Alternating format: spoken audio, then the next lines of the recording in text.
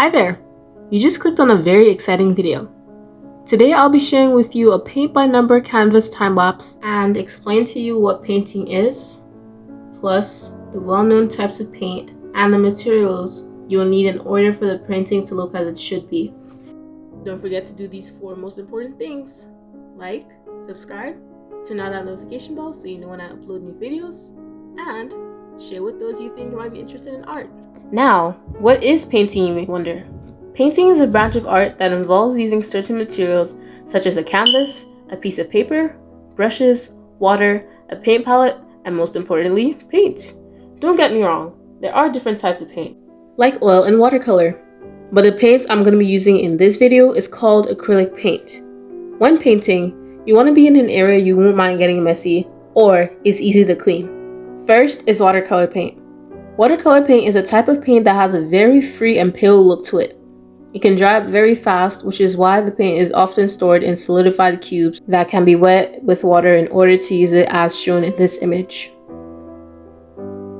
A suggested paper style when using watercolor is watercolor paper or watercolor canvas.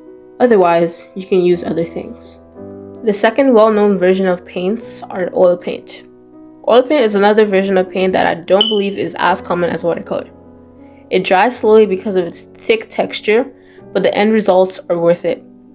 If you know that you are going to oil paint, some special materials that are necessary include paintbrushes, palette knives, canvas, a palette where you can mix the colors, oil paint cleaners, and accessories.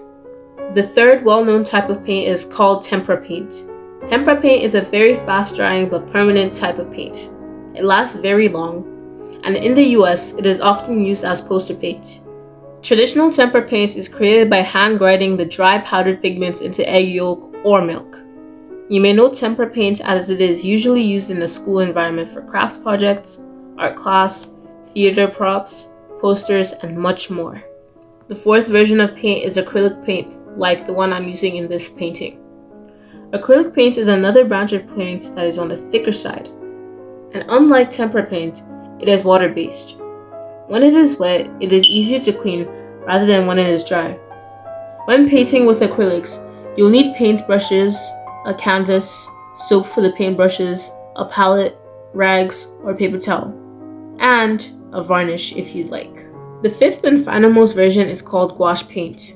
You may have used this paint without realizing what type of paint it is because it is sometimes confused as watercolor, since they have some very similar properties. This version of paint can be seen in commercial artists' work, like illustrations, comics, posters, and other designs. The materials for painting with gouache paint are very simple, and they are paint brushes, water, the paint of course, and a palette. I actually enjoy doing art because I find it quite relaxing. It's a fun way to relieve stress and reduce heart rate. I'm willing to bet that you know a lot more about paint than you did yesterday. I want to encourage you to go ahead and research art and all its histories, traditions, secrets, plus skills and techniques if you think that you're really interested in art. And thank you once again for clicking on this video. The support has been amazing throughout. I'm so grateful for each and every one of you. And would you look at that?